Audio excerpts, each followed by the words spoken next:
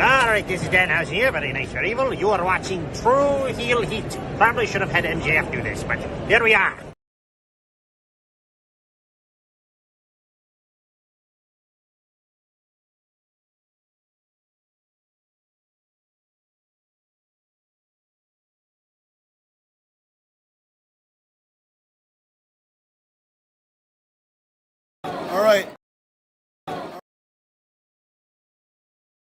Alright, hello, True Heel Heat. I'm the AEW World Champion MJF. Just in case you're deaf, dumb, blind, stupid, or since you listen to this podcast, or you're listening to True Heel Heat, and I apologize for that.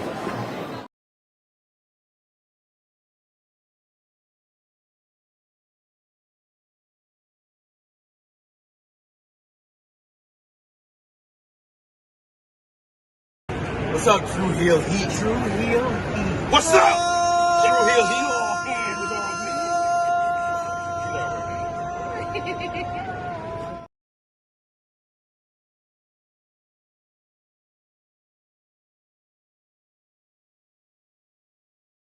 Hello, everyone. It's the hardcore legend Mick Foley wishing a nice day to everyone there, right there at True Heel Heat. Yeah.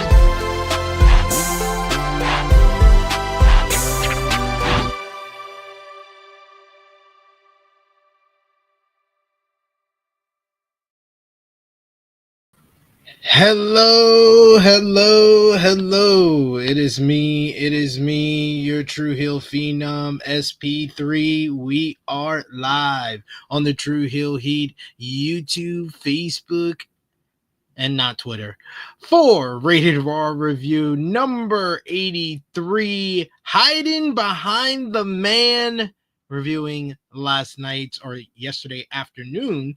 For most of us, yesterday afternoon's WWE RAW from Paris, France, coming off the heels of Clash in Paris. And we got to talk all about it. And how we got to talk all about it is Solo Dolo. Yes, indeed, folks. once again, your boy SP3 is riding alone in the Rated Raw review land. I'm not riding dirty. I am riding solo on this edition of Rated Raw Review. You guys are here along with me. That's all that matters. But appreciate y'all for joining us live. Appreciate y'all for watching us on demand. Remember to show your appreciation back the simplest way possible by dropping a thumbs up on this video. Help out the YouTube algorithms oh so much. It helps us.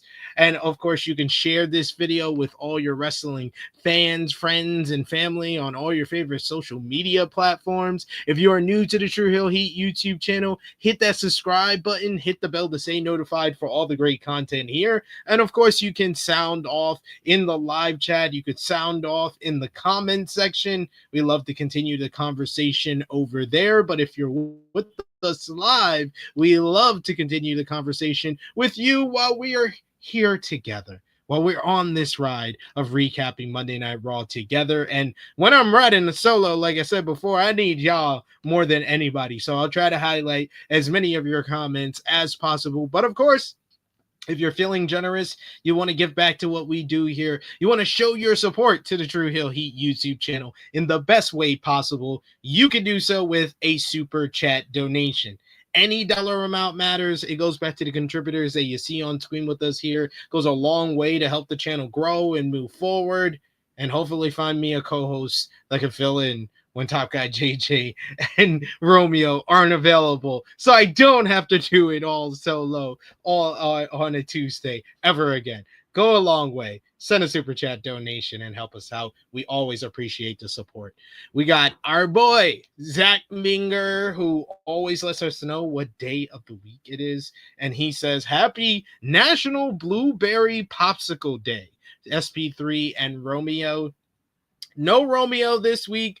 He came in last week on his day off, so he was like he's gonna take the day off this week, so he's out. Top Guy JJ, he's been having a busy week himself. He was at PT today, so he couldn't come in. So is he, just gotta do double the work. Gotta score and pass to myself. We got Isaiah's World. It says you're see, I've been out of New York too long. I gotta work on my yours. What's poppin', everybody? Good to see you, Isaiah's World. He says MJF looks so tired of everything. Yeah, I like MJF looking pissed off. He also says haven't watched Raw in months. Let's see how this goes. I will tell you, spoiler alert, I think that this Raw had the best segment of any Raw this summer. So if summer starts like the beginning of June, there was that great episode. I think it was like June 7th. But like since that episode, Raw's been like a law of diminishing returns and hasn't hit that high like that episode was. That was the same episode Gunther beat Jey Uso for the World Heavyweight Championship. So the following week had the whole angle with Gunther and Goldberg. That was good, but it was like some good episodes, and then we got into this rut of the last month and a half where it's not been very good at all. So you came on a good week. This had the best segment of any of those episodes. We got I Make Beats, who says, what's up, folks? Only thing I seen from Raw was Punk getting his grid slapped by SP3 close personal friend. She had to get revenge, not against Nikki Bella for the disgusting, deplorable comments that she made last week, but she knew, me and Punk had beef back in the day, so she did that for me. I appreciate Becky. I appreciate Rebecca, my good friend Rebecca Quinn. Alexa Bliss Gamer, good to see you in the chat, saying hello, everyone. Good to see Eric Isaac, who says, hey, THH fam, the road to WrestlePalooza is on. As we could see the matches, Cody, Drew, Cena, Brock, Vaquer, Io, and Seth and Becky versus Punk and AJ. That's the thing I want to know the most from y'all today, whether it's a super chat donation, whether it's commenting in the live chat, or commenting in the comments down below. Let me know which one of of those matches at WrestlePalooza gets you the most interested to watch that show live? What is the must-watch show? What is the must-watch match from there? Because I feel like WWE, with that 4-match lineup alone, is doing a great job of checking a lot of different boxes when it comes to professional wrestling fans. If you're more of a hardcore wrestling fan who likes in-ring work, you got Vicaire and EO. If you're more of a casual fan that likes the big stars, the pop in circumstance, you got your Cena and Brock. If you're more of a nostalgic fan from maybe a decade ago or 15 years ago, we got the return of AJ Lee versus the biggest woman star in the world, biggest woman star in WWE history, and the two of the biggest male stars in WWE history, in the biggest mixed tag team matchup ever. You get the sports entertainment fans with that one as well. And then the Drew and Cody, that's a little bit of both, because you're going to get some good in-ring work there. You got your sports entertainment, you got your high stakes WWE championship. I feel like WWE is on a good track, good path if they seal the deal. The only question to that is the AJ Lee return. But AJ Lee return potentially at this show, Vicaire and EO, Cody and Drew, Cena and Brock, and an Usos reunion, what we saw at the end of this show. Man, WrestlePalooza, WWE don't look like it's playing around. This is like the third or fourth biggest show of the year for WWE, practically, when you really think about it, and when you think about the top stars that are going to be part of the show. We got the I Make Beats, who says the new intro goated. Romeo did his work. That's why Romeo deserves the week off. He deserves the week off because he did a great job with that intro. We also got Annika, who says, Romeo, that intro is a bop. We got Greg Carter II, who says, interested to see how Raw was. I'll let you know. And yes, the S in SP3 stands for solo P3. Solo P3 today. We got our boy Josh in the chat. True Jaw Josh. He says, clearly you got it wrong. Punk's partner is going to be Danhausen. Of course. That's why I played Danhausen's intro at the start of the show. I know the top secret stuff. I Make Reek says SP3 never runs. Don't know how to run. You know, it's like I'm in a wheelchair. I don't know how to run anymore. I don't run from the grind. I be on the grind, running on the grind instead of from it. We got Annika answering the question, saying AJ Lee if they can get her. I mean. To me personally, as a wrestling fan, to answer my own question, it's AJ Lee's return. That's the one that's like, wow, y'all busting this out for this? Like they went, okay, we're gonna make this the ESPN premiere PLE. Okay, we're gonna do Cena and Brock on this show against All Out. And you would think WWE from like 5 years ago, 4 years ago, they would have just said, that's enough. That's enough. They'll be dead just on that type of star power. Nah, we gotta punch them because they've been hitting us pretty hard against these NXT pay-per-views. So you know what we're gonna do? We're gonna do Cody and Drew for the WWE Championship. You know what? We want the work rate. We want to go against these guys who are gonna be having a dozen 5-star matches. We're gonna give them one of the greatest women's matches of the year. We're gonna give them Stephanie Vicaire versus Io Sky. Winner becomes the new women's world champion. Women's world champion. But to come in and say AJ Lee after 10 years back in WWE, that's like, oh, damn. I know y'all took AEW this seriously. Sheesh. Like, and don't tell me, oh no, this is just the right point of the story. You know, Seth Rollins and CM Punk have been feuding for a year. They needed something to switch things up. That is all fine and dandy if that's your rationale. This whole thing with WWE, it's one, the ESPN deal. The ESPN deal is number one. I'm not going to say, oh, AEW is number one. No, the reason why this show is big is the ESPN deal. Secondly, though, it's going against AEW. It's going against one of AEW's top shows of the year, usually, in All Out. You're going against Edge and Christian reuniting in Toronto. AEW is much more of a threat in WWE's mind than it is in me and a lot of other fans. I don't think they should be taking them this seriously, but it's hilarious to watch. And it's great for me as a fan who watches everything. As a fan who watches everything, this is awesome. This is awesome. We got Greg Carter II, who says Vicaire versus EO. For him, you're a work rate guy. That's what I said. That's the one that's for the work rate people. For me personally, I would probably say that's 2 behind the AJ Lee return. Is Vicaire and EO finally getting a finish after their 2 great matches earlier this year. They're going to have another great match with more time, no ad breaks, no nothing like that, to go ham and decide who's going to be the new Women's World Champion. That's going to be a great matchup at WrestlePalooza. We got Josh who says, how you get no pop from the loudest crowd? Laughing emoji, he's butt juice. I think he is talking about Rusev. But Rusev won, Josh.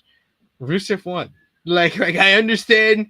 Josh told me he personally wanted to show up for yesterday's Clash in Paris review, but he couldn't because happy anniversary to him and his missus. But then he was like, yeah, I wanted to roast Rusev, and I'm like, this was before I watched Clash in Paris, and then I watched Clash in Paris. I was like, are you just gonna roast him because he didn't get a pop again? He's not gonna, if he don't get a pop this place, he's not gonna get a pop this place. Don't matter if it's the loudest crowd of the year, he's not gonna get a pop. Sheamus didn't get that much of a pop. They showed out. They had one of the best matches on the show, and Rusev won in the end. So I don't know what you're roasting. You're just roasting him about the same stuff we roasting him about every week. We got Isaiah's World, who says, hold up, the AJ I care about, Lee, ? And then he's got the the man emoji, eyes emoji. Damn, yes decade gone, maybe coming back. It seems like it, especially after the segment on this show. I Make B says, I love you, Solo P3. I love you, Solo P3. We got Power Drive Finisher. He says it's got to be Roxy. Gotta love him for his Texas love. Gotta love him. Annika says, as of right now, I'm treating this appearance like Christian when he first got to AEW. Okay. Chief says the man made this Vision story more interesting. I'm all in. I agree. I think that Becky Lynch is a net positive for the Vision stable, 100%. Still, Seth Rollins is the least interesting person in his own faction, but I don't care. I'm about being entertained. So Seth Rollins having less time talking on the mic and not changing up anything about his character or his music, I'm fine with that getting pushed back into the forefront, put Becky Lynch more in the light, let her be able to talk for Seth. I'm here for it. Let Becky and Paul Heyman talk for Seth Rollins. If he don't want to change anything, if he wants to be the same Seth he's been for the last 3 years, then keep doing that. All fine and dandy. Let Becky and Paul Heyman talk for him, and he'll be perfectly fine. And he will have a good run as the top heel in this company. Meet Normus saying AJ Lee probably getting upwards of $2 million for this comeback. 1,000%. She's getting a big payday. This is the ESPN premiere, y'all. This is the most money she will ever make for one wrestling matchup. Bell says, I just care about AJ Lee coming back. If she's coming back, everything else is just noise to me, and I am not becoming that person again after improving myself this summer. Well, AJ Lee making people better people. You love to see it. Good Doer says, man, WWE ain't playing with AEW. Hope they keep going hard and keep AEW as a threat in their minds. Yeah, it's a benefit for us as wrestling fans. I'm here for it. I am 100% here for it. We got Parjar Finisher. He says, yes, he deserves it. We got Joshua who says, Miro winning is like watching the A's winning. It's not saying much. I mean, it's saying that they're still committed to nudging him. I can't say they're pushing him. They're nudging him. They're nudging him up that hill. Power Drive Finisher says, because Sheamus is wrestling Miro. We got Annika who says, I'll believe it when I see it. And we got Vala, he says, on paper, I love the card WWE is building, but will they follow it up after WrestlePalooza? That is the question. But that is also why we watch. It's to see what they follow it up with. Will they just fall flat on their face after blowing their load on this show?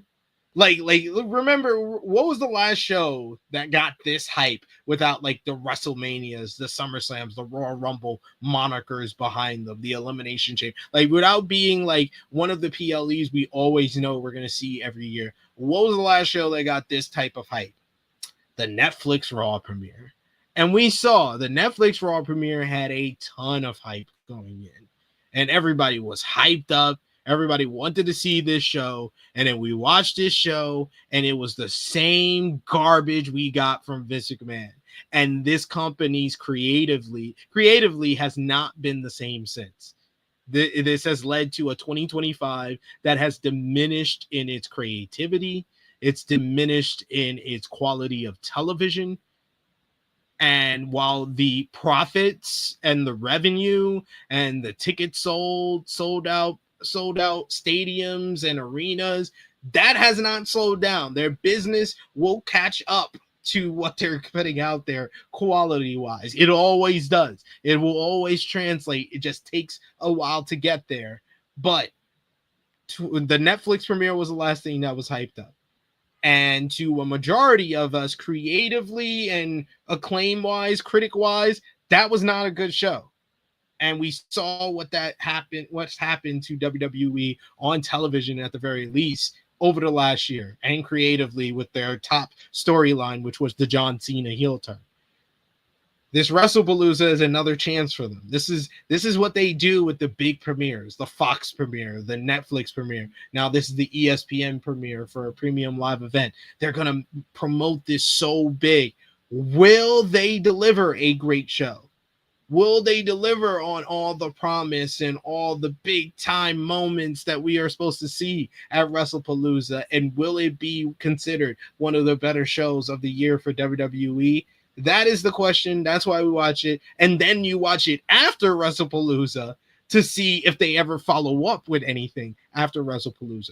But what WWE has done with like an episode of Monday Night Raw last night and the things they have set up for WrestlePalooza is they're getting us intrigued. They're doing well to build things up. That is what a build to a pay-per-view, a PLE is all about. It's building intrigue. It's making the fans discuss the show and talk about the possibilities, talk about the potential of anything. That's what it's all about. That's what AEW had on the road to AEW All In. That's what they had on the road to Double or Nothing this year. In a lot of ways, that's what they had on the road to Revolution. And then coming out of Revolution, it was like, why they put that at as the main event? So like, the cycle goes on and on is all I'm saying in the world of wrestling when you really think about it.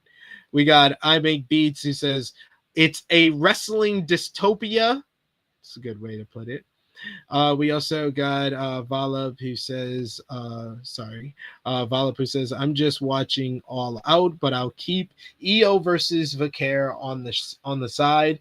I think I'm going to do my best to cover both shows for the True Heel Heat Twitter page, so I can live tweet both shows. But I'll probably have on All Out, order the pay-per-view, have it on my big screen, and then I'll watch the indie show. I keep forgetting the stupid name. WrestlePalooza. I'll watch WrestlePalooza on my laptop and kind of shuffle back and forth. And yeah, probably be more locked in on WrestlePalooza when EO and Vicaire is on and the AJ Lee return happens. Those are the things I'm most interested in. And I mean, I'm interested in a way that it's John Cena and Brock Lesnar. Oh yeah, also tell me what you think about in the live chat or the comment section.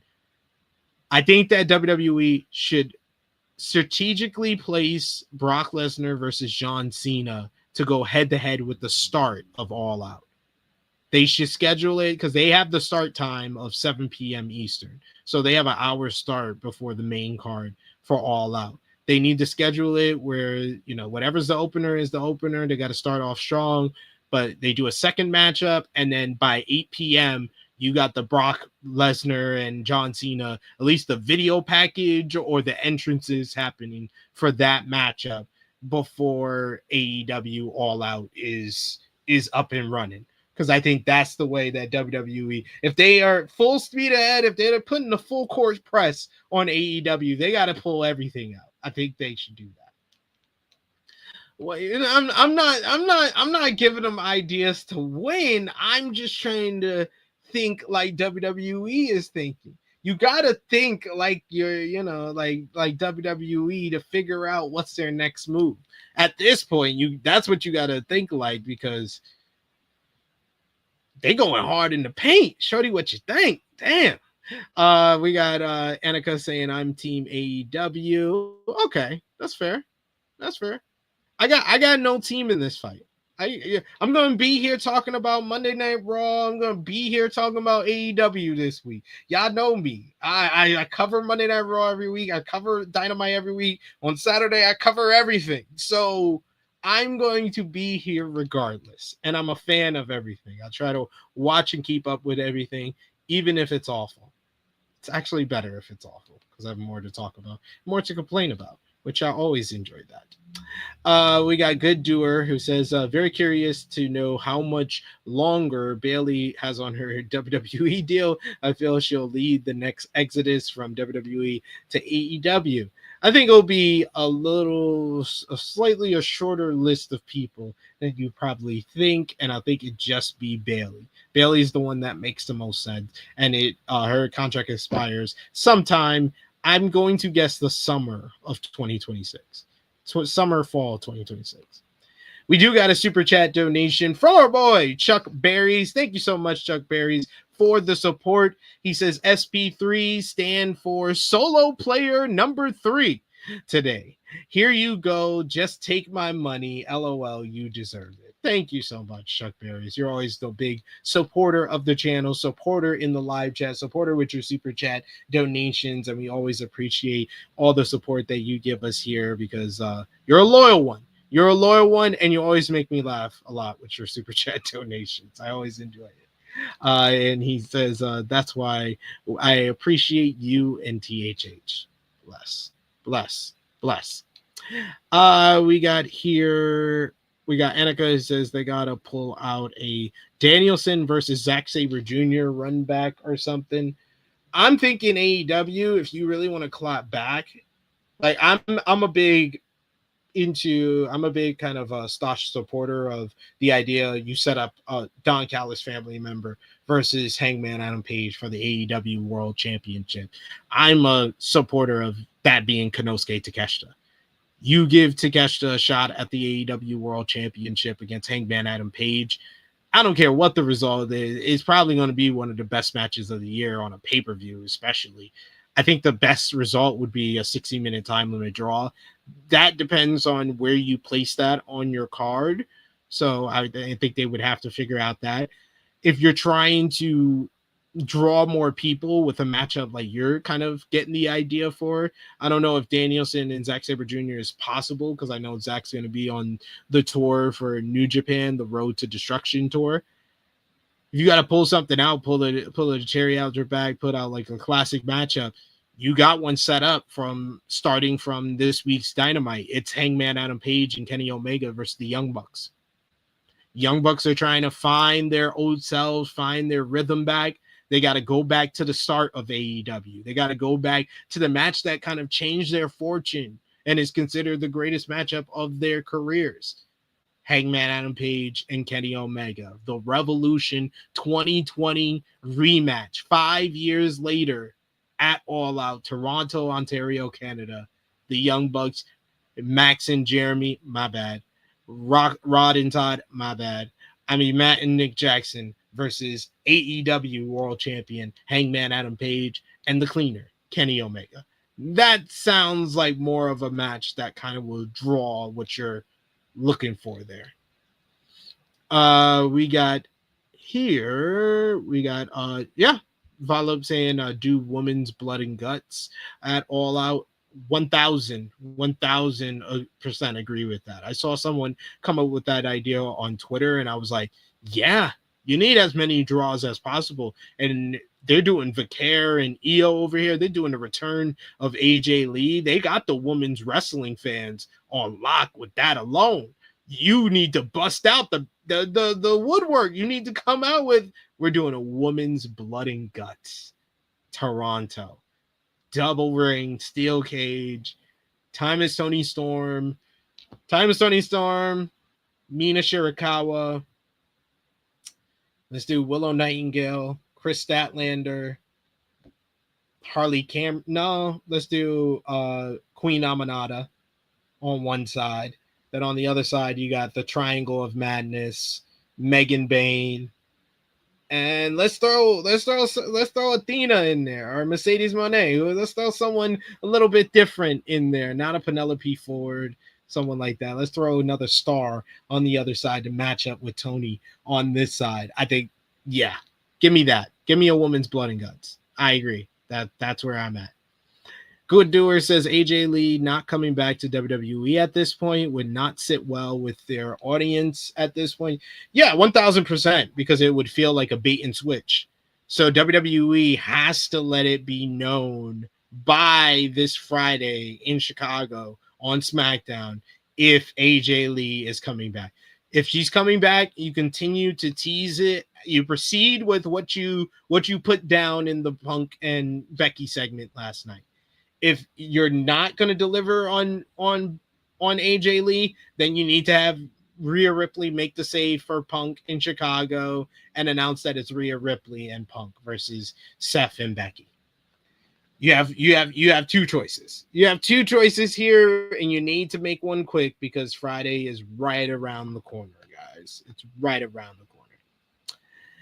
All right, let's talk about last night's Monday Night Raw, which took place from Paris, France. What did y'all think about the crowd from Paris last night? I thought that this was one of the very best WWE crowds of the whole year. I would say it's even on par with Clash in Paris. I think they were actually better. I was trying to softball it, but nah, I think that Monday the crowd was better than the crowd on Sunday. I think they were more vocal, they were more excited, they felt a little bit more raw. I felt like Michael Cole there. We start off the show with an overhead, a live shot of Paris and fans entering the La Défense Arena. The voice of Michael Cole welcomed us to the show before we went inside the arena for tonight's show. We then took a look back at yesterday's Clash in Paris event with a video recap. We go backstage to CM Punk, who is waiting by the entrance and waiting for Seth Rollins, as Adam Pearce tried to get him to wait inside instead. Punk says that it's only one way out and one way in, and he says when he sees Seth Rollins, it's going to be on site. So he said that he'll just continue to wait right there. We then see AJ Styles, Kabuki Warriors, Penta all arriving at the building, hyping up their various matchups. Then we go over to the corridor where Jey Uso is entering with a raucous Paris crowd. And this Paris crowd was on fire the entire show, especially for the opening with Jey Uso making his entrance. This was a much more somber, more calm Jey Uso. He wasn't eating it up with the fans. He just slowly made his way through the crowd. He says he wasn't going to run back his entrance when he gets into the ring, mainly because of what happened to Roman Reigns at Clash in Paris. He said that if there was one thing about Jey Uso, he doesn't play with his family. Uso said that you never disrespect or put your hands on his family, before he challenged the Vision to come fight him in the ring right now, even showing off his injured ribs courtesy of Bron Breakker ahead of the Fatal 4-Way at Clash in Paris. Inside instead of Seth Rollins' faction, you get LA Knight making his entrance. He gets on the mic and says, "Let me talk to you." Started, and before he gets a big pop as well, he says that before he said that he believed in himself, ain't nobody believed in him. He believed in himself, and that's all he needed. But he stood here today as a loser. Knight said that he had no shame in that. Before he talked about the rap on Jey Uso was that he lived in his cousin's shadow.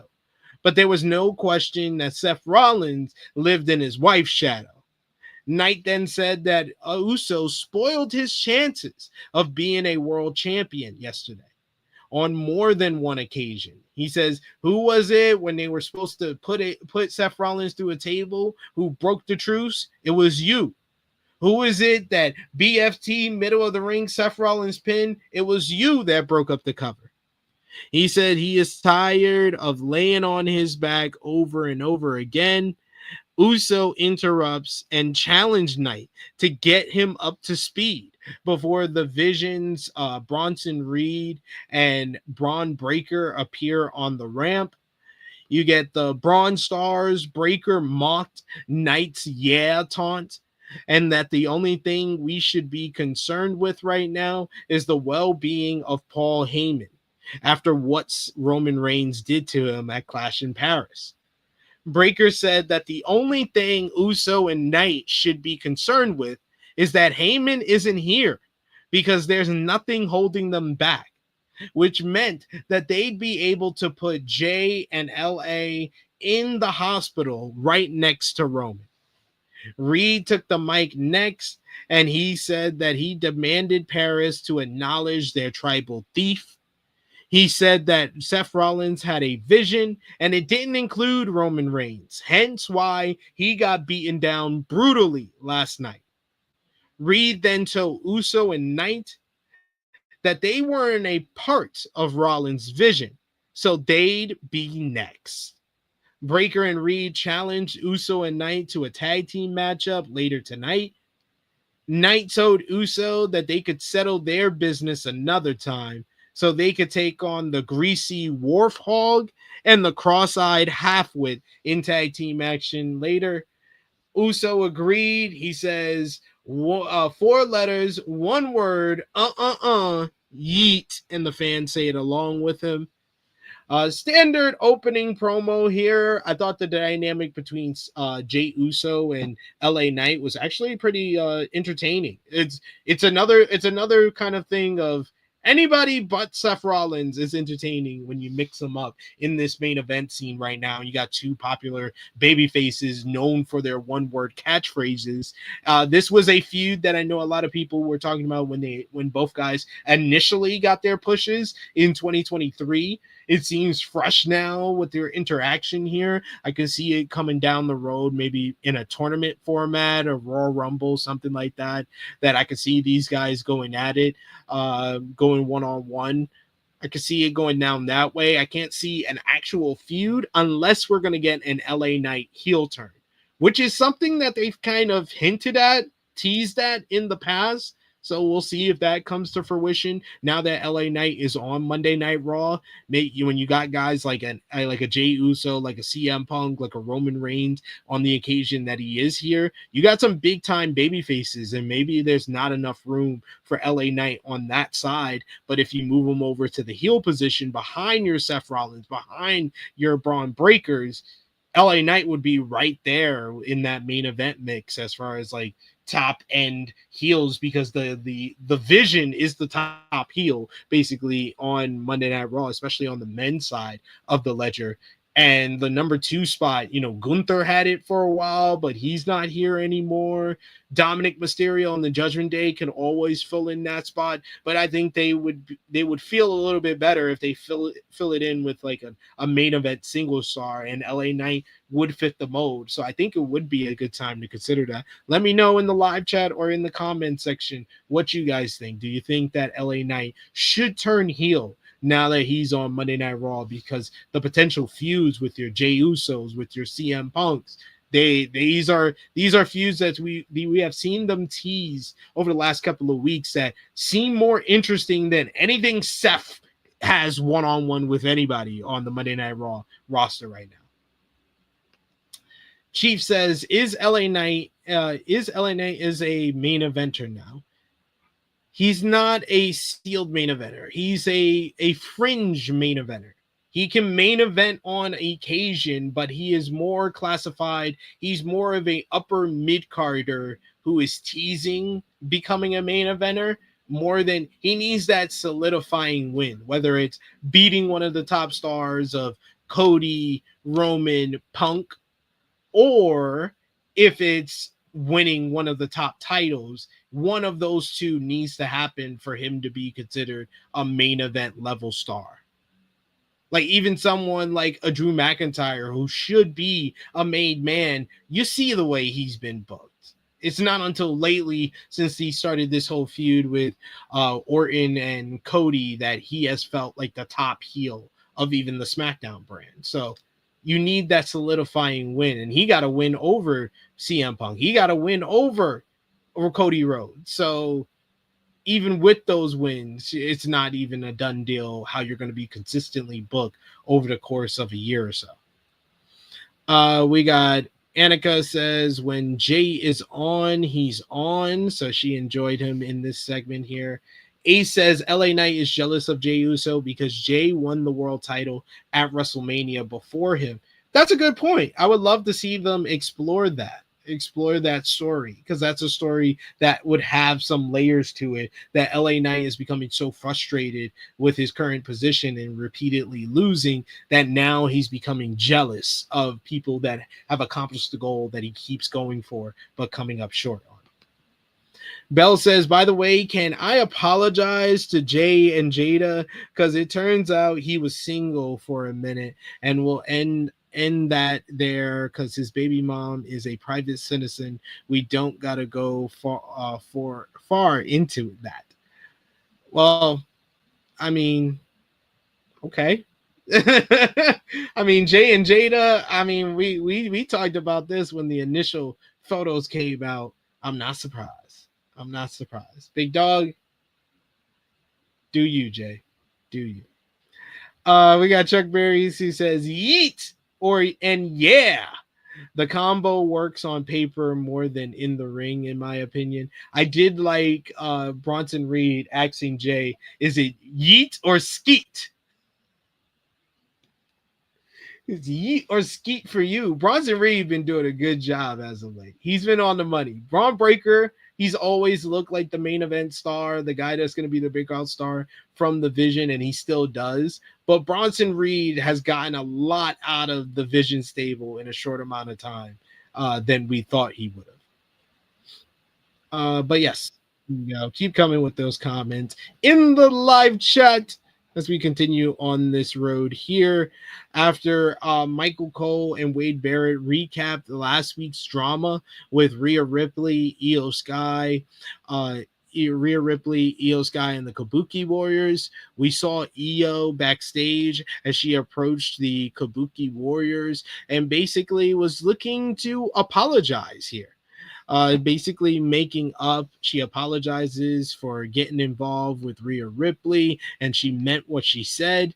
She offers to go to ringside and be in their corner for their match tonight against the Judgment Day, but Asuka says no. She says that we will take care of your problem with the Judgment Day, but we don't need you to handle our business like Rhea Ripley does. We'll be fine just on our own.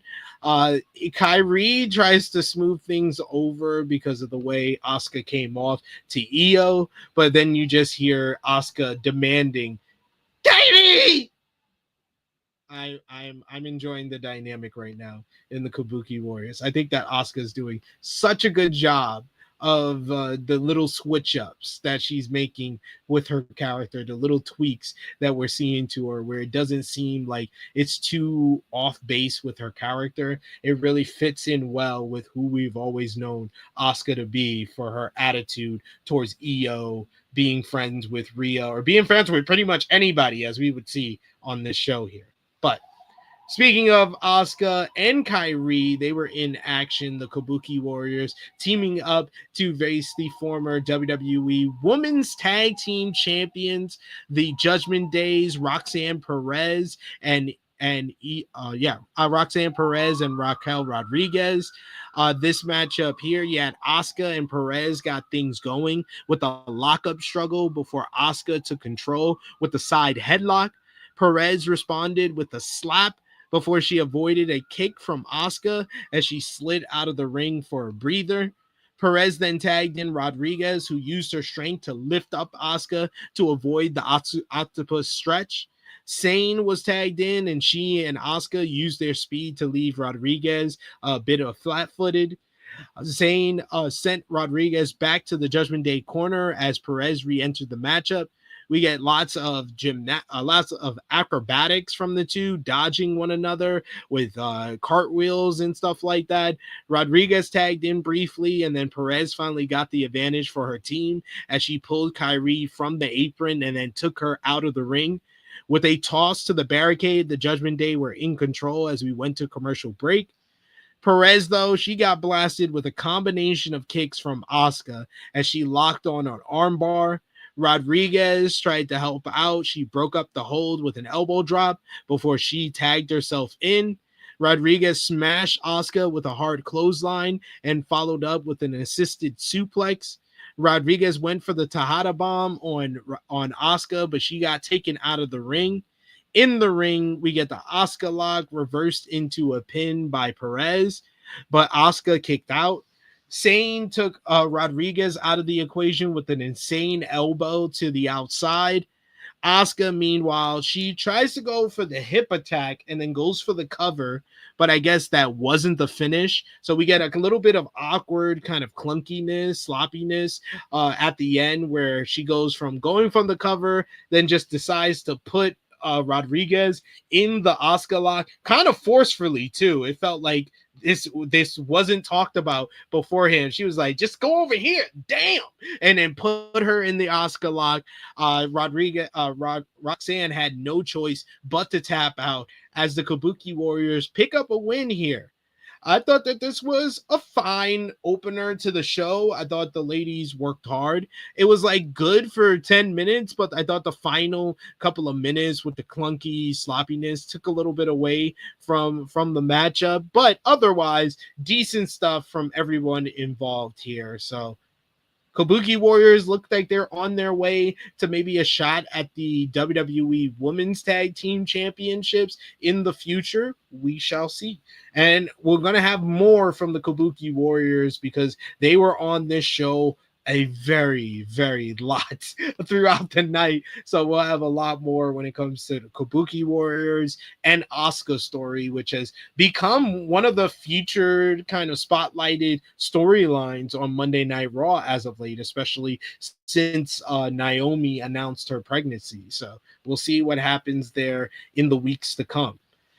I should probably I'm gonna get to that when that segment comes up. But next up, we go backstage to Adam Pearce.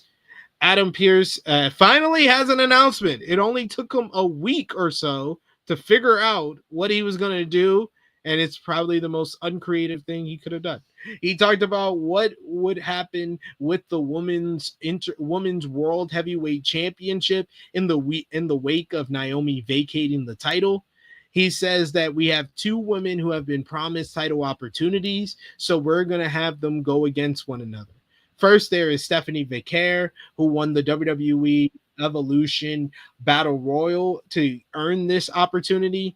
Then there's Io Sky, who was promised an opportunity at the champion Naomi before she was announced as pregnant. So it will be Stephanie Vicaire one-on-one with Io Sky for the vacant title in 3 weeks' time at the first WWE Premium Live event on ESPN at WrestlePalooza. Huge announcement, big-time matchup.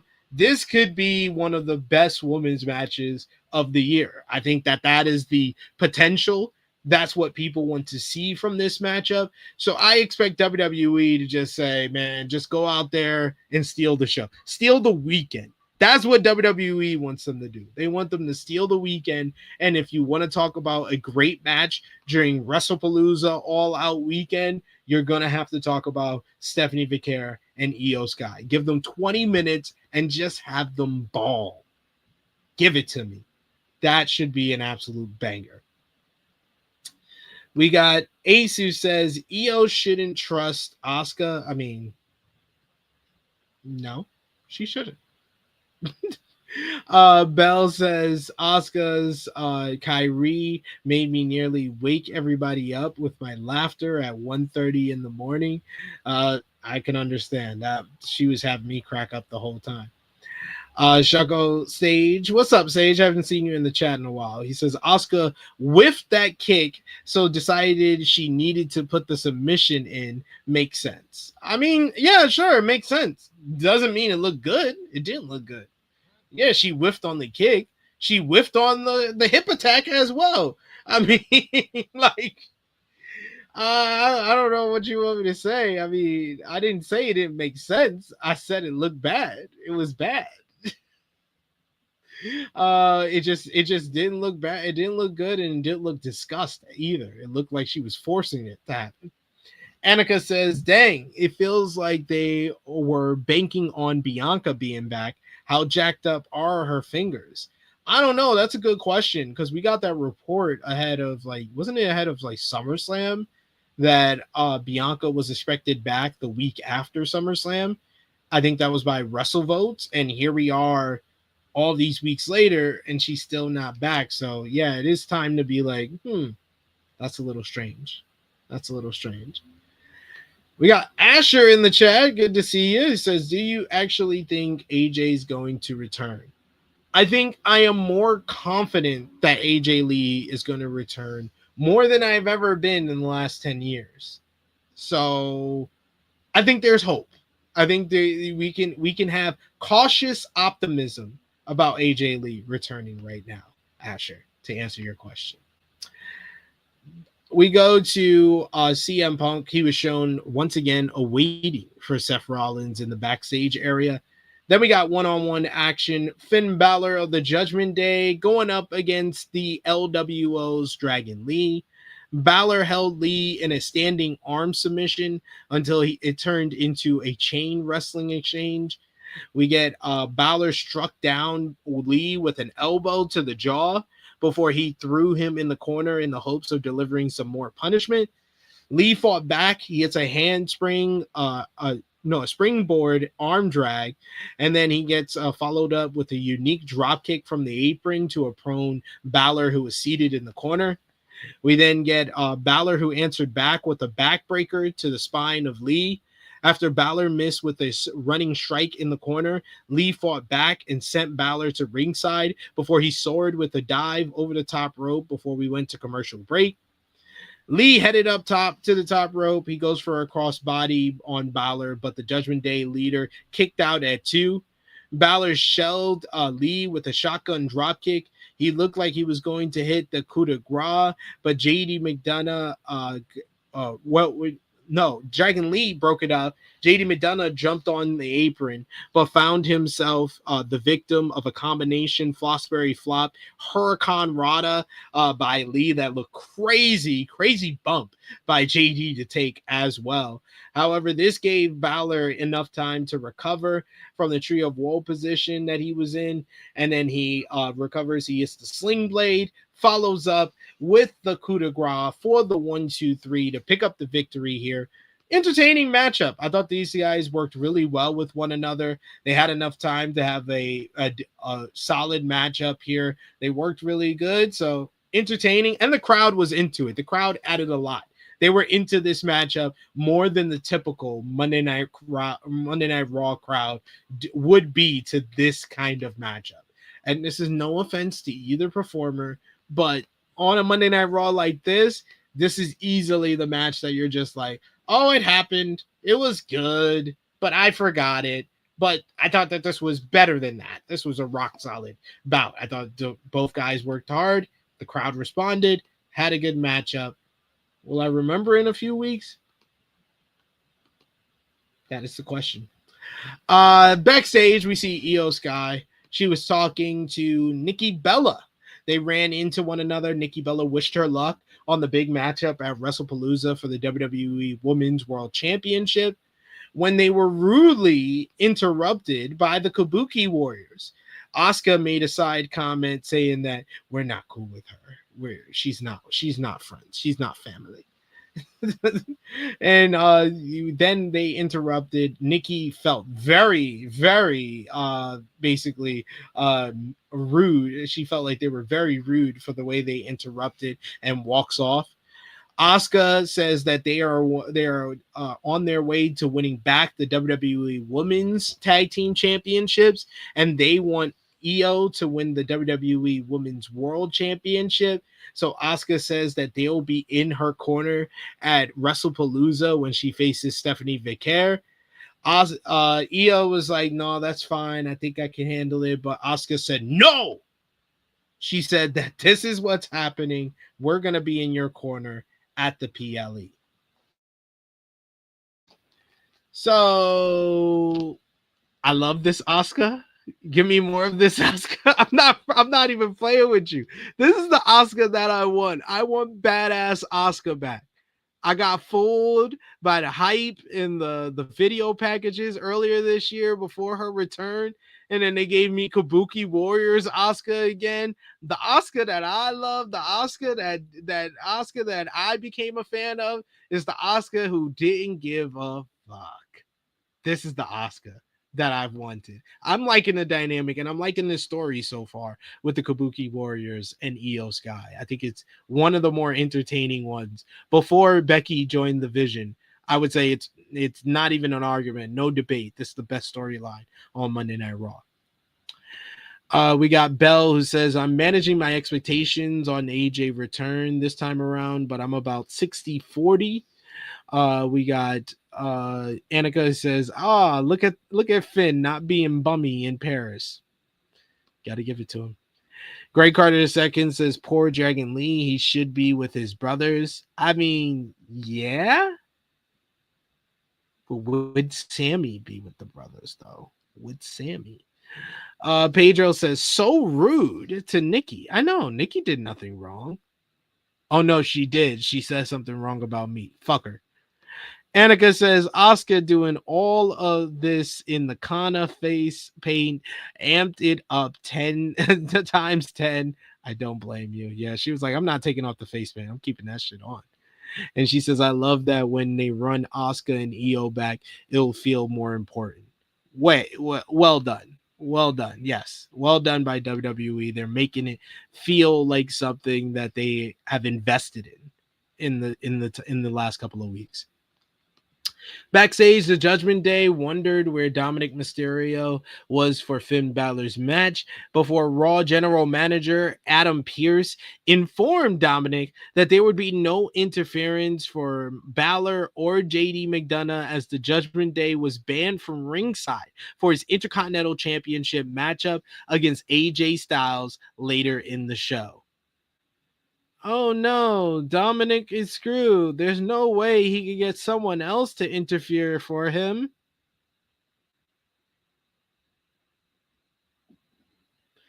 Next up, the New Day. Xavier Woods and Kofi Kingston teamed up with Big G, Grayson Waller to verse Penta and the War Raiders, Eric and Ivar. Penta and Woods were the legal men starting off. Woods took off his neck brace at the start to show that he is healthy and ready. Penta took advantage with a Hurricane Rana early on Woods before things started to break down.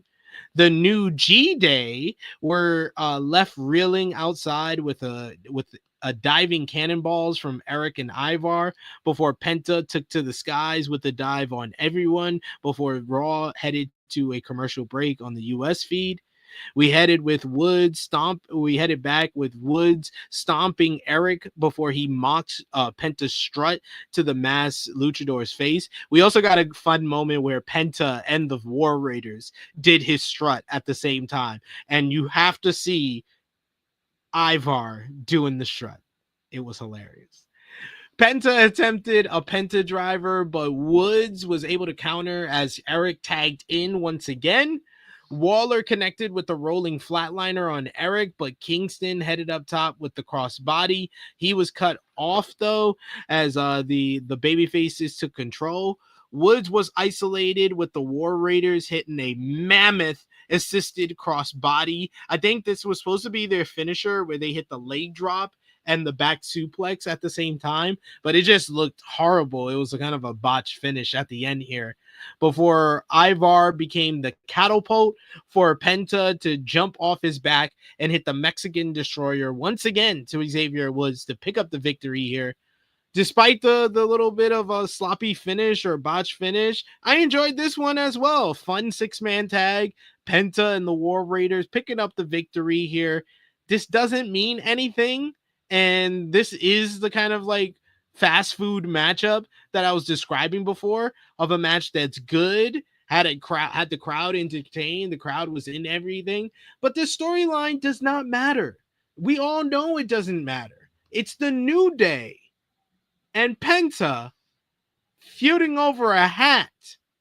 This is Edge and Booker T feuding over Japanese shampoo levels of stupidity. Like, we don't have anything better for 3 of your best performers on this roster. A guy that debuted in January, who was taking the company by storm, who already feels like just another guy. 2 guys that in December of just last year, 9 months ago, at this rate, 9 months ago, had one of the best heel turns of all time. And they can barely get on the show. They only can show up on ad breaks at a certain point. Just do better with the talent that you have, and I wouldn't have no complaints about this show in general. Like, I don't understand. It's not that difficult. I'm not asking for rocket science here. I'm really not.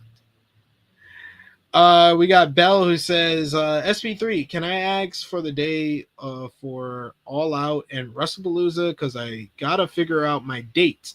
It's on September 20th, Bell. September 20th. WrestlePalooza and All Out on September 20th. Annika says, man, I was holding out hope for the Penta and New Day feud, but this officially, they just floating around, no freaking plan. Sadly, yes. That's exactly what they got to do. Ace and the New Day got to go. No, they re-signed with WWE, I think back in like 2023, 2024. They just re-signed. They're here for a long, long time. It's like them and Finn Balor. It's like, man. Chief says, why they wasting Penta's time? Why they cool him down? I think that eventually they're going to pair him up with his brother, and they're just going to cool him down for now until that happens. Sadly, that's what it looks like they're going down. Rhea Ripley is backstage with Jackie Redmond. She's asked if her friendship with Io Sky complicates her own championship ambitions. Rhea says that she'll do whatever it takes to get back to the title hunt before the Kabuki Warriors once again interrupted her. Asuka accused Ripley of not being a true friend of Io Sky's. Ripley warned Asuka not to push her, even though she was trying to play nice for Io's sake. Asuka responded by telling Ripley that she can push whoever she wants, and started poking at Ripley's chest, and she says that nobody is ready. No one is ready for Asuka. And then walked away as Kyrie was left not knowing what to do until Asuka yelled, Kyrie! And the segment ended. A plus stuff from everybody involved. I'm not playing with you when I say I really enjoy the Io Sky, Asuka, Kyrie Sane, Rhea Ripley storyline right now. I think it's the best thing overall. I'll still give it the number 1 seed, even though I really like the addition of Becky Lynch into the Vision. I think the number 1 spot has to be reserved for the Io Sky Kabuki Warriors Rhea Ripley storyline. best thing on Monday Night Raw right now. We got Annika who says Rhea versus Asuka, book it. Asuka is the answer to my missing Naomi. That's true. That is true. She is the person who's looks like they're positioned to fill Naomi's spot now that she's gone as top heel.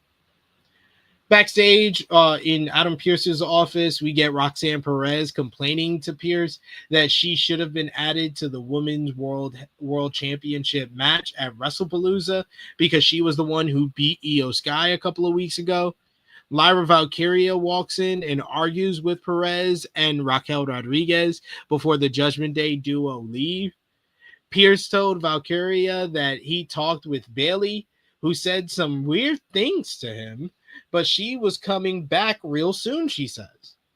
Pearce then told Lyra that, that's all he had. Lyra didn't seem satisfied, but wanted to get back into the ring and then offered to face one of the members of the Judgment Day, and Pearce says that he can make that official. So they're continuing to tell the stories with Bayley and Lyra.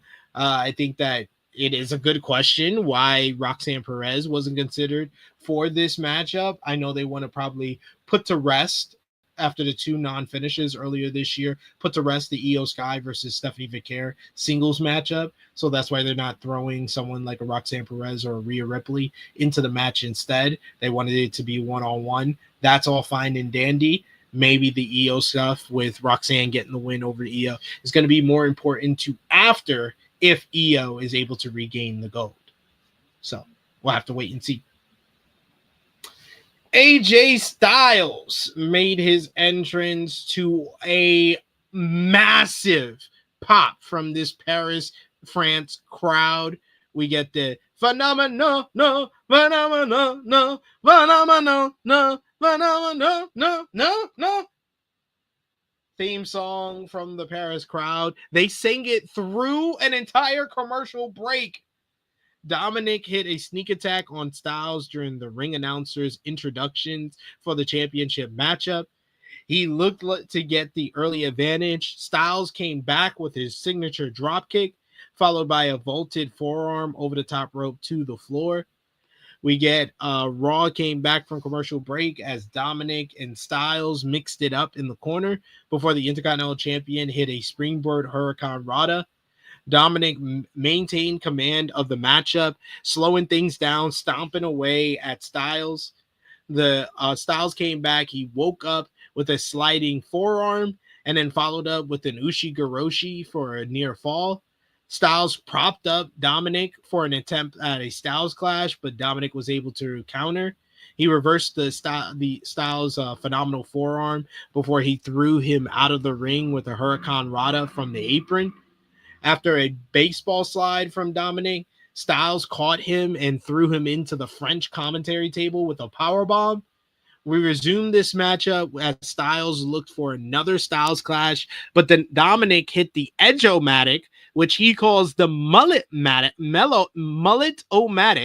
for a 1-2 kickout.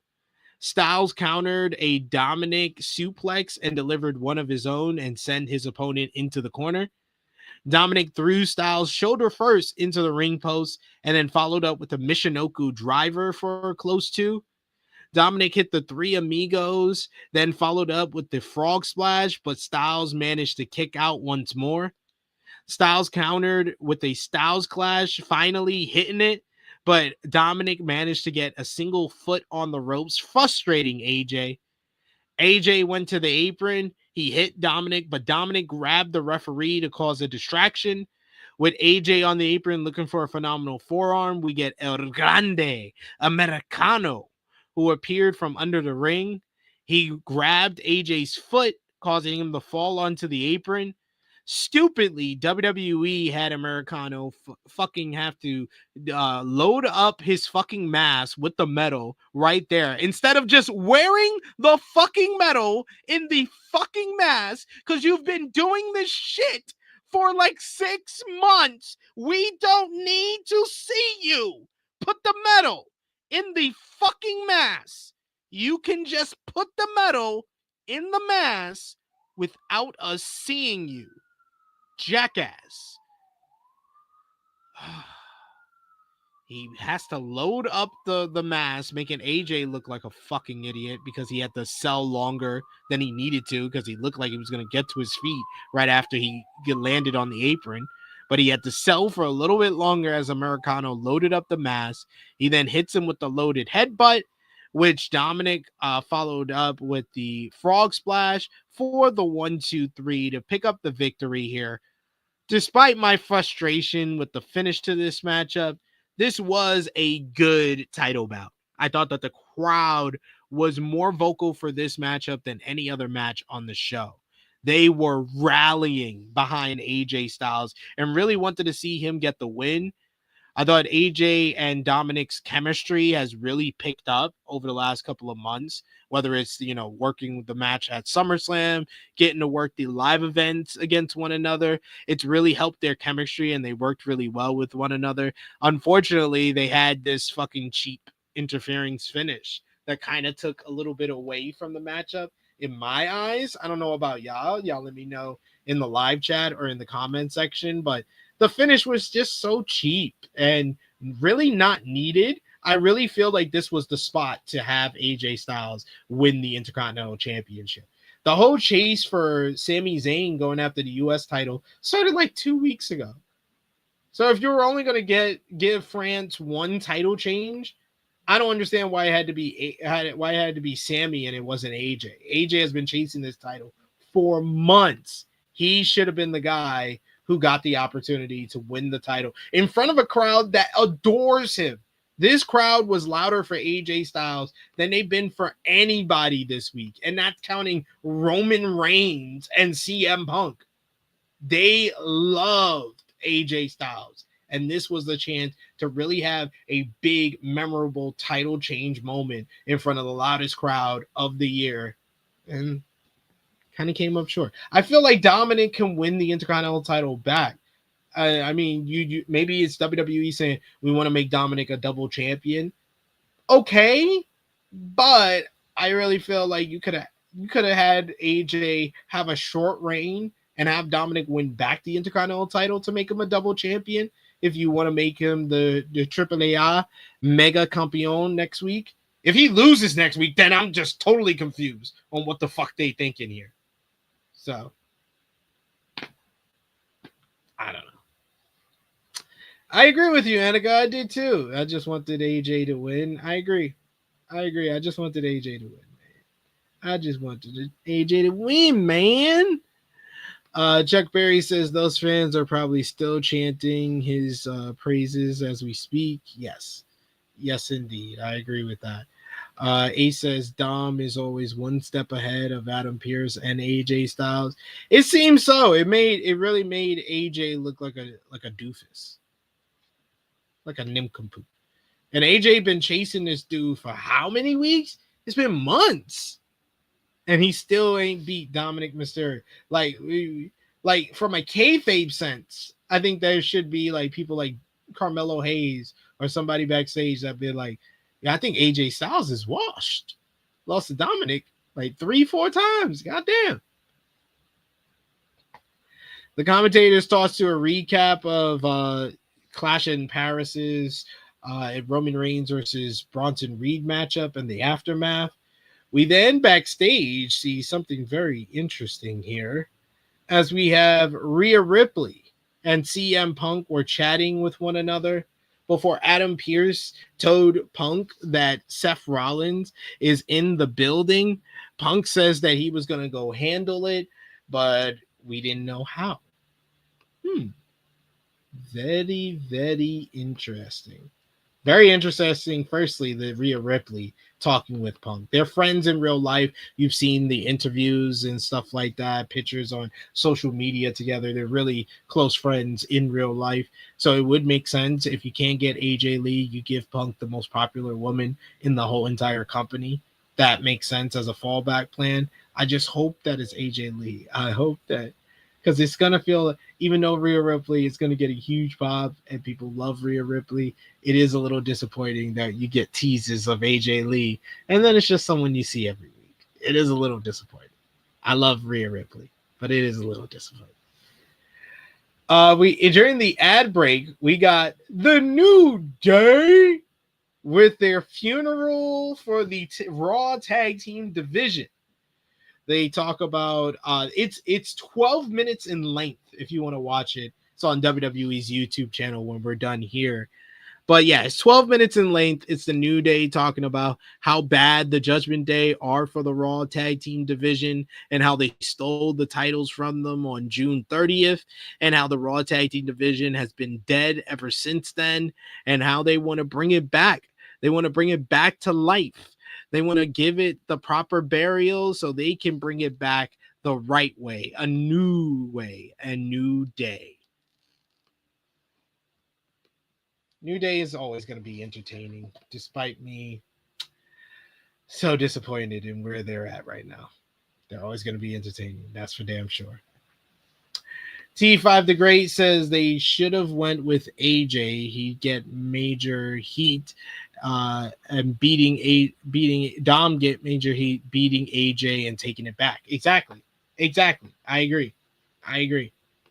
Bell says WWE getting their backup plan in there. Yeah. Rhea Ripley is definitely the backup plan. Chocobo says if it was Bailey instead of AJ Lee, I'd be fine with it. Rhea, though, I mean, he's friends with Rhea in real life. It makes sense. She's an alternative girl. Probably got inspiration from AJ Lee. I can see it. Then we get CM Punk making his way down to the ring. Punk entered the ring and said that he was hijacking the show until Seth Rollins showed up to face him, even if it meant he was singing songs with his friends in Paris all night long. Punk said that he'd do this until Rollins would come to face him man to man. But that's not the man he got. He got the man, Becky Lynch, who comes out to Seth Rollins music, basically trolling Punk. It wasn't the World Heavyweight Champion. It was the Women's Intercontinental Champion instead, dressed like Seth even. She says, "Oh, what's the matter? Wasn't the man you were looking for? Well, it's the man you're gonna get."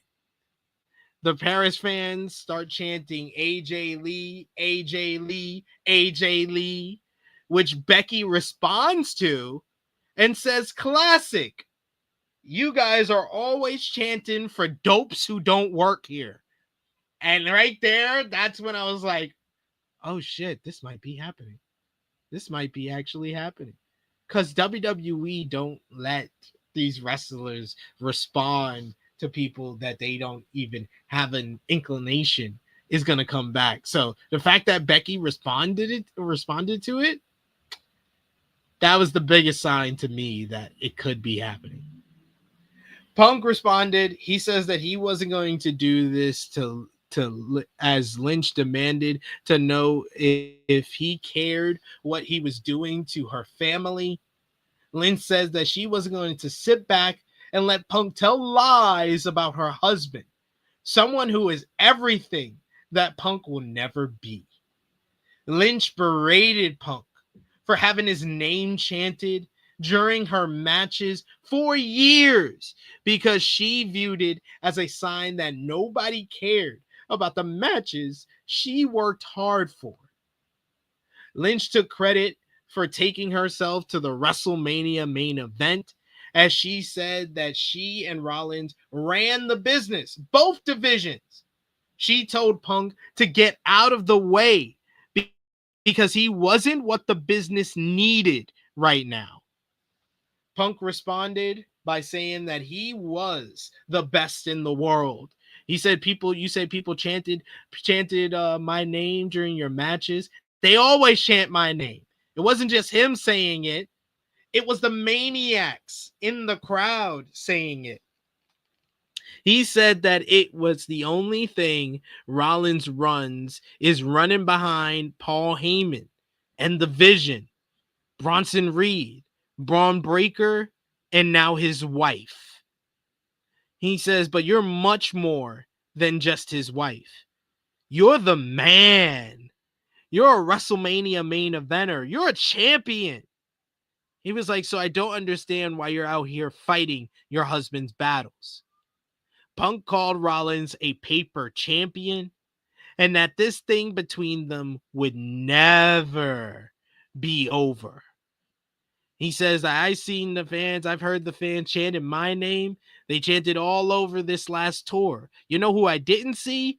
You and your husband and your plastic championships. This brought out Seth Rollins appearing on the ramp. He said that if Punk had something to say to him, maybe he should come up here and say it to his face. Punk tried to go after him, but Lynch got in his way. As Punk finally got around Becky, Rollins then walked to the back. In the ring, Punk turned around and Becky starts slapping the bejesus out of this man, slapping him over and over and over again, paintbrushing him, pushing him, trying to provoke him to do something. Do something. She was just do something, taunting him, pushing him, getting in his face, putting her chin out so he can punch her. Punk became beet red. He was boiling with anger. Punk gets on the mic and he says that he was going to make her husband regret ever cashing in on him. And he was going to make Becky regret ever putting her hands on him. Punk drops the mic. He leaves the ring. Becky says, I did regret putting my hands on you. I got all of your icky sweat all over me. She was like, go ahead, sing one of your songs for him. What is it? Na, na, na, na, na, na, na, na. Hey, hey, hey, goodbye. Yeah, I got all your icky sweat off here. Yeah, just go, bye, and keep walking and never come back again. Punk was steaming mad as he left and walked to the back. We come back from an ad break. We see Punk was looking for Seth Rollins backstage, but was told by GM Adam Pearce that Rollins was long gone. Punk then asked Pearce where SmackDown would be on Friday. And Pearce said, Chicago, home sweet home. Punk's only response to that was simply tremendous. So, wow. I got to hand it to WWE.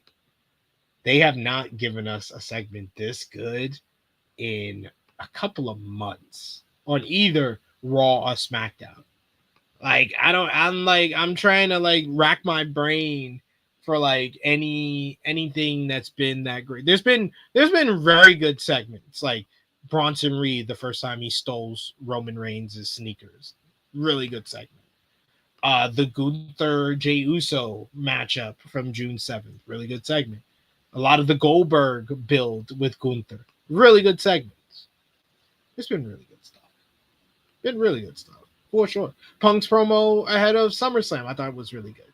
I know JJ roasted the hell out of it, but I thought it was really good. Been some really good stuff. We have not gotten anything fantastic in weeks. This was fantastic. Becky Lynch getting inserted into the Vision and CM Punk rivalry and storyline might have been the biggest master stroke of genius that Triple H has had in 2025. And I know it's something that a lot of you out there, a lot of you watching on demand, you probably said this the minute that Seth Rollins created the Vision, and especially the Raw after WrestleMania, when we really saw that they were creating a stable around Seth, and that was the same episode that Becky turned heel. A lot of us were automatically like, okay, they're both heel. Let's pair up the couple together.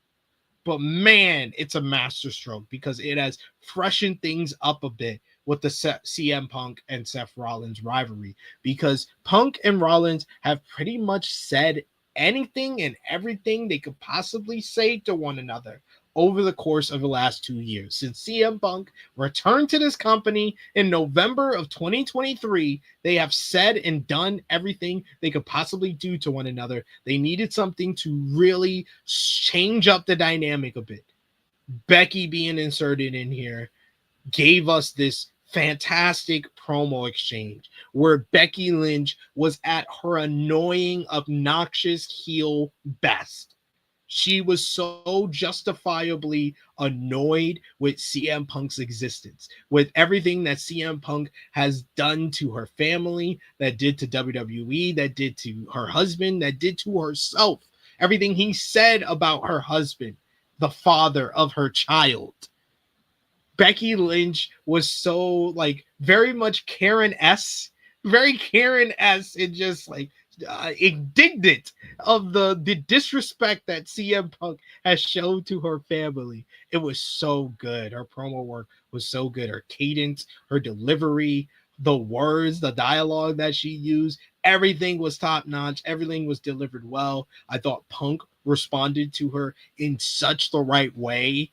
Like, he didn't demean her or put her under him. He treated her like she was a formidable foe on the mic. And on the mic, I think Becky outperformed Punk. She won. She won the battle on the mic for sure. And this is pretty much how Punk does a lot of his feuds. He'll let you get the first one. But we'll see in the long run how that's going to go. But Becky Lynch knocked this out the park. CM Punk knocked this out the park. Seth Rollins, for his small contribution, he was there. But Becky Lynch, CM Punk, the best Monday Night Raw segment in about 2 to 3 months. At least 2 to 3 months. It feels longer, but it's at least 2 to 3 months. This was phenomenal. Absolutely superb from the both of them. Sage, you might be right. That's the last one. That's the last one that I felt like I was like, oh, this was great. This was great. And I was there live for that one. That delivered like gangbusters. But man, the crowd was great for it. The crowd responded to everything very, very well. And I felt like they set the pieces in play. They acknowledged the chance of AJ Lee. Punk telling her that she's going to regret putting their hands on him. Who would make Becky Lynch? Who would be so upset what Becky Lynch did, slapping CM Punk enough for him to say that person's gonna make her regret what she did to him? This is setting up the return of a white whale, if you will, a white whale for a lot of WWE fans. AJ Lee has been the return that many WWE fans have talked about for a decade, and I think they laid everything out for it to happen at WrestlePalooza.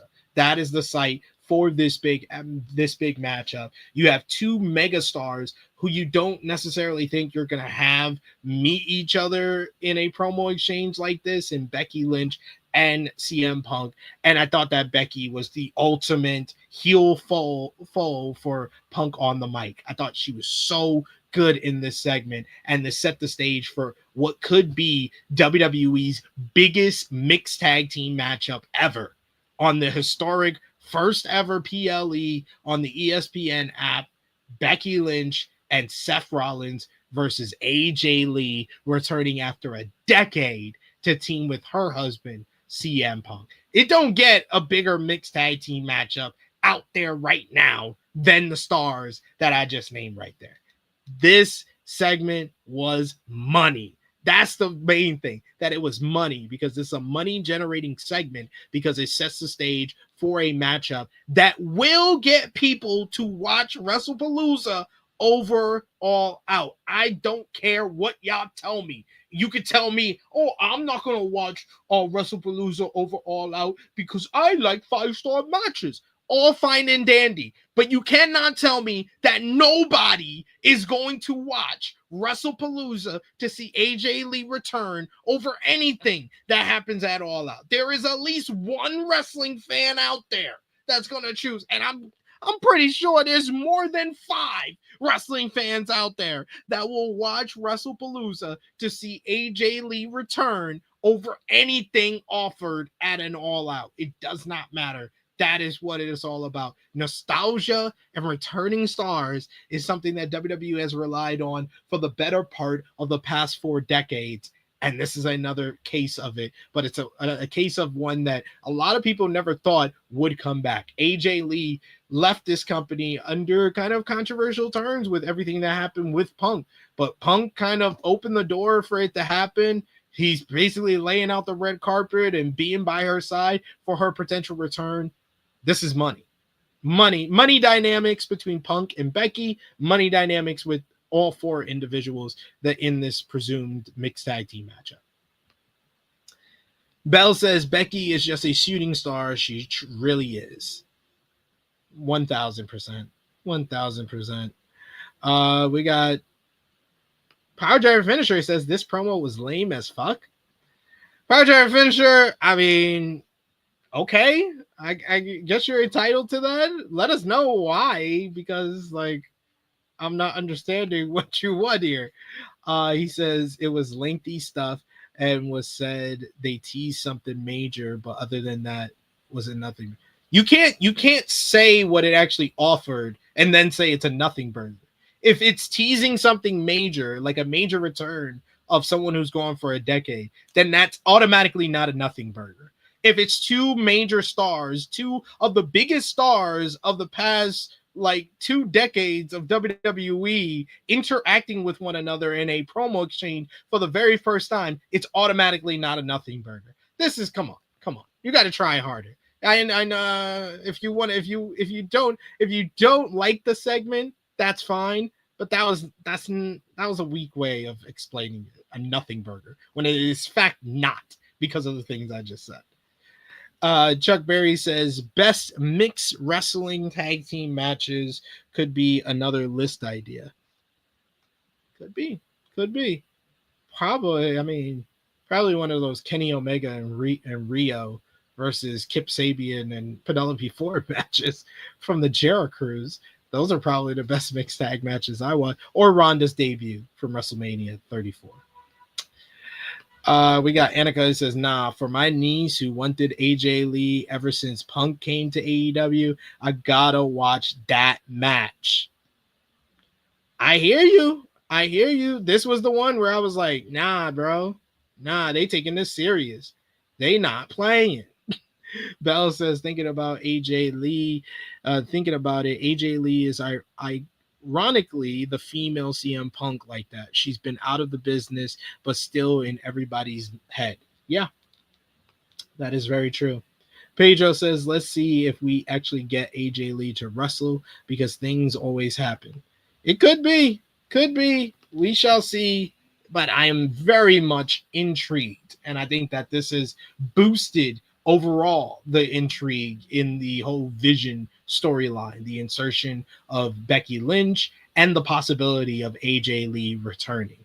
But let us know, where you at? We did it on Saturday on the True Hill Heat flagship podcast. You guys watching in the chat, or if you're watching on demand, let me know in the comments.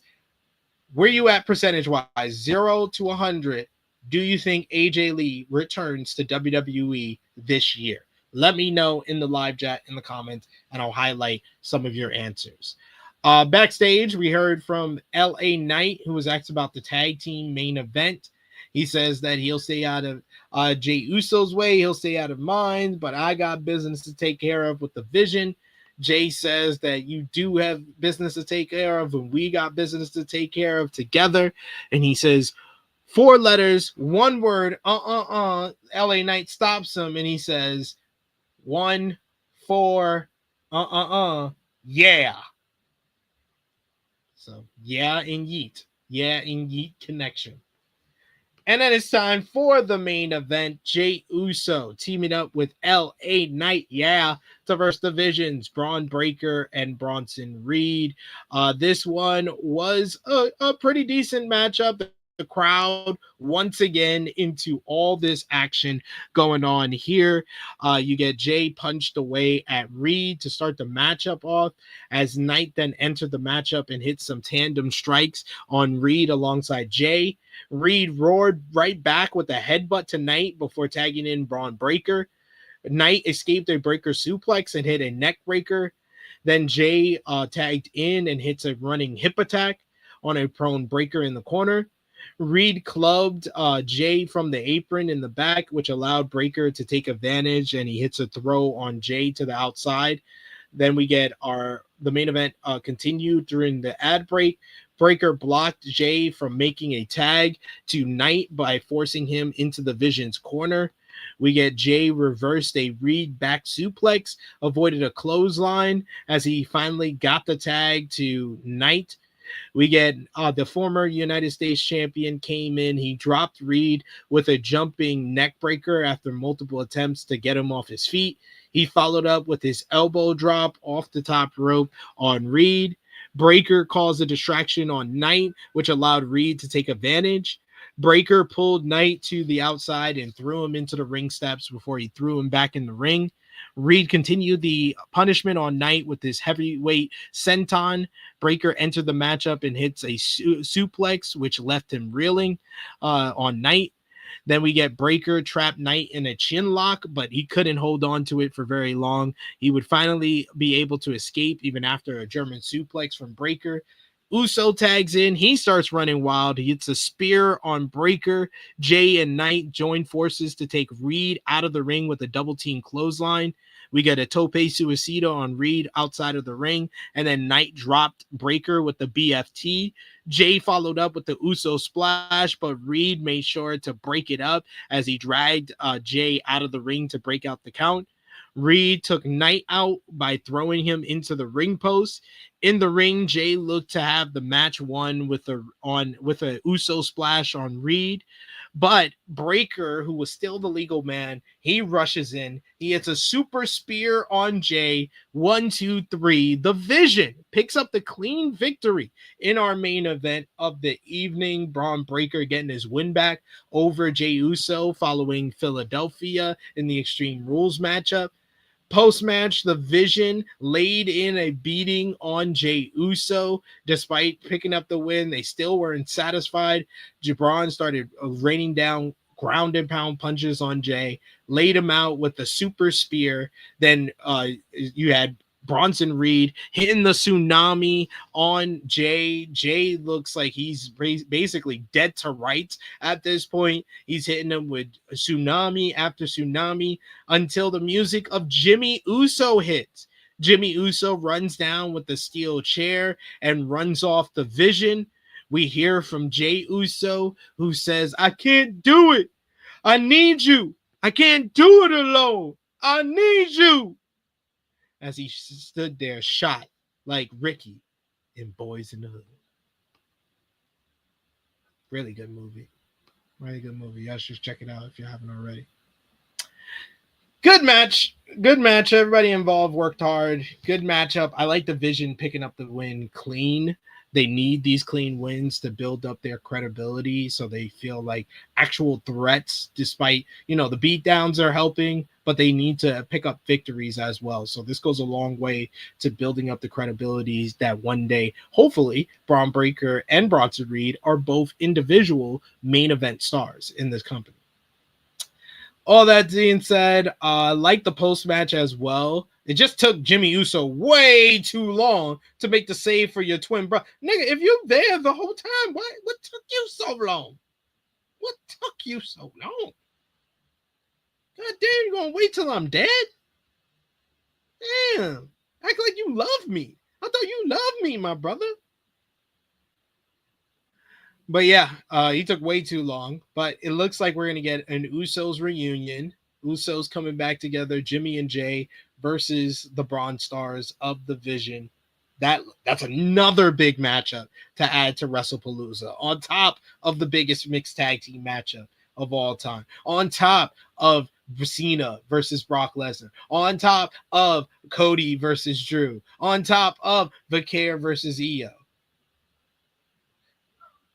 They didn't mean, they just wanted to do a wrestling promotion. I'm sorry, Nick Khan. I'm sorry, Paul. Come on, man. Leave them alone. They're already dead. Sheesh. We got a couple of answers to the question here about AJ Lee. We got Chuck Berries who says 1,000% that AJ Lee returns to WWE. We got Yeet. Greg Carter II, who says 100% it would be irresponsible for WWE to do all this and not have AJ return. I mean, it's WWE. It's WWE. He says the Usos versus the Bron Stars, book it for that pay-per-view. Yeah, I think so. Another big thing, Usos coming back together. It is kind of crazy, right? Right, Sage?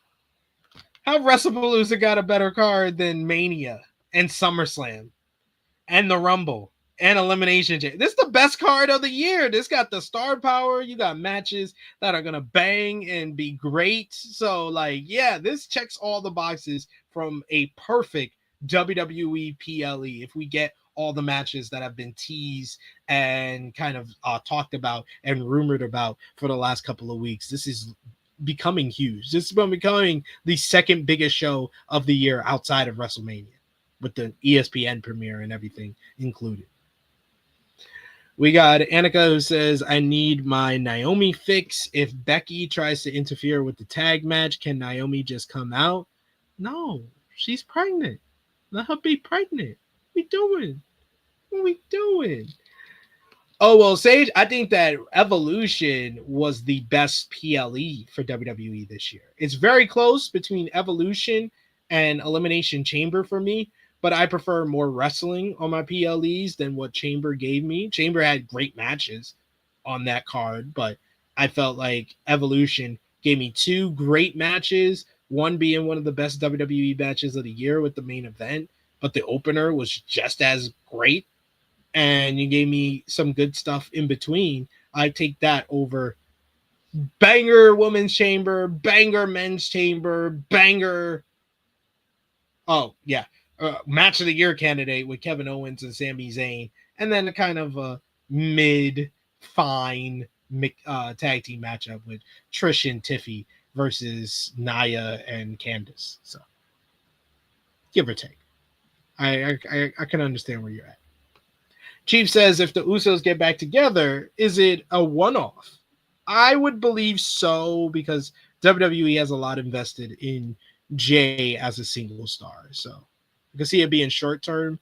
It's for WrestlePalooza. They get back together. I can see them continuing the team through Survivor Series. I think after Survivor Series, they separate Jey, make him a single star again, maybe.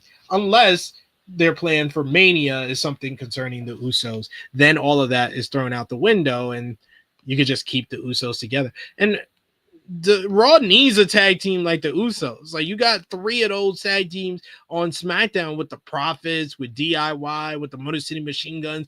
You got four with Fraxium. We need one of those teams for Monday Night Raw. You might as well manufacture one with putting the Usos back together. And that's star power to the tag team division as well. Star power that the tag team division needs to get a more prominent spot and more prominent, consistent role on WWE television. But that's besides the point. We've made it to the end of this review, Rated Raw review. I can't believe I've done an hour and 44 minutes or more with y'all on my own. Gotta hand it to y'all. I gotta hand it to myself. Gotta hand it to this episode of Monday Night Raw because I wanted to talk about it. That's why I'm here, solo dolo.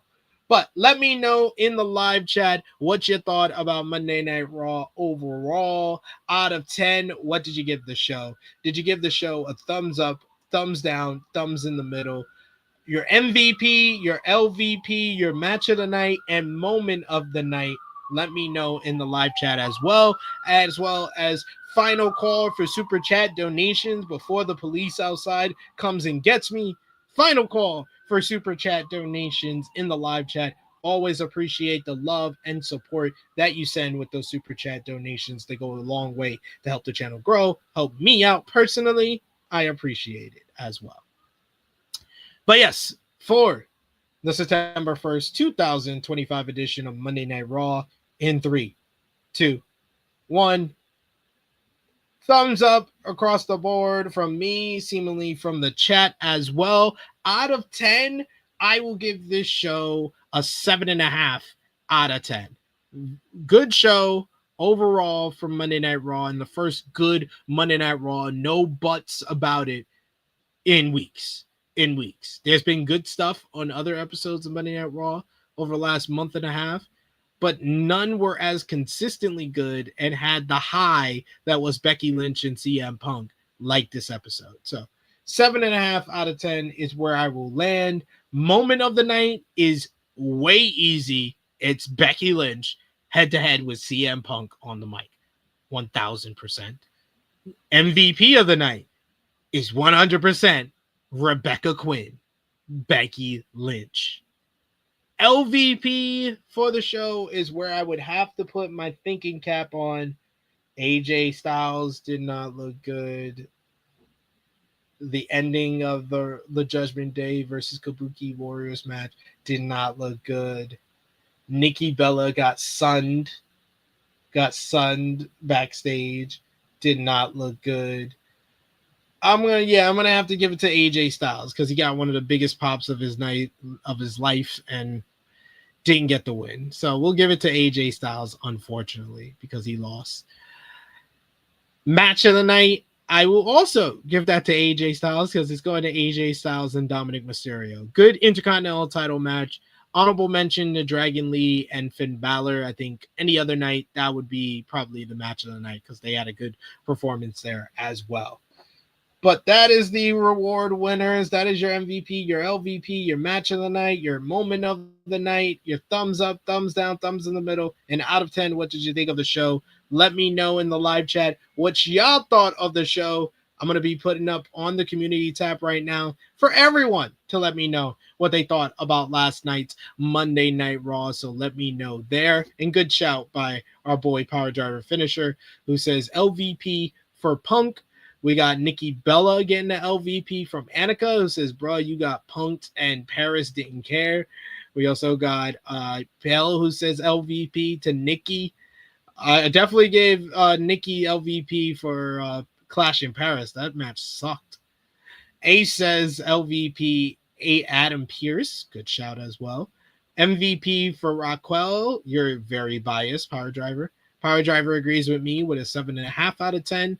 Sage gave it an 8 out of 10. God damn, Sage, you liked it almost more than me. Annika says honorable mention for Asuka. Yeah, any other show, Asuka would win the MVP for sure.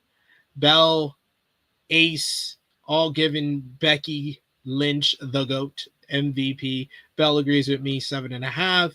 Annika gives it an 8 out of 10. Not fully stupid on the show. If AJ won, it would have been a 9. Yeah. Sounds good. Sounds good all around. Thank you guys for filling in for Romeo and Top Guy JJ, being my co-host for today's show. If you haven't already, drop the thumbs up. You know, I'll be back here next Tuesday, 1:05 p.m. Eastern Time with Rated Raw Review, hopefully with one of my co-hosts back with us this week. And I will be back live on Thursday for AE Ramble reviewing AEW Dynamite. If you want to see some additional content from us, as well as from the round world of True Heel Heat, tomorrow we'll have a THH cut drop in here, which is a portion from our flagship podcast. So for anybody who doesn't want to watch the full 3 hours plus that we do on our flagship podcast, check out one of our True Heel Heat cuts where you get a little bit for a small amount of time. And we'll have over on True Heel Heat Sports and Entertainment tomorrow. I'm finally dropping Wednesday review. Wednesday season 2 review. Haven't decided if I'm pre-recording it or I'm gonna do it live, but I'm gonna review Wednesday season 2 part 1 because next week is the start of part 2 of season 2. So we're gonna be talking about Wednesday tomorrow on True Heel Heat Sports and Entertainment. So join us over there.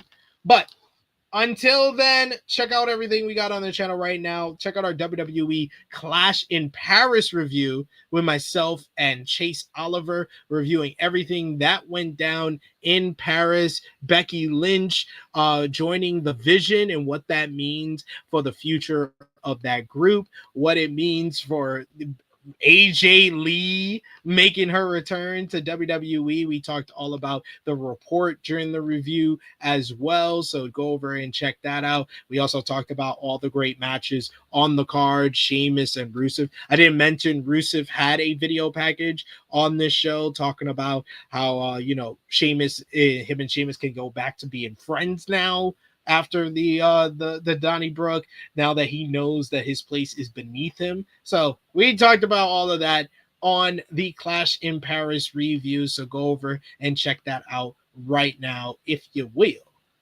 But until next time, drop the thumbs up, share this video, subscribe if you are new. This has been Rated Raw Review number 83, Hiding Behind the Man, for the September 1st, 2025 edition of Monday Night Raw. We are signing off until next time.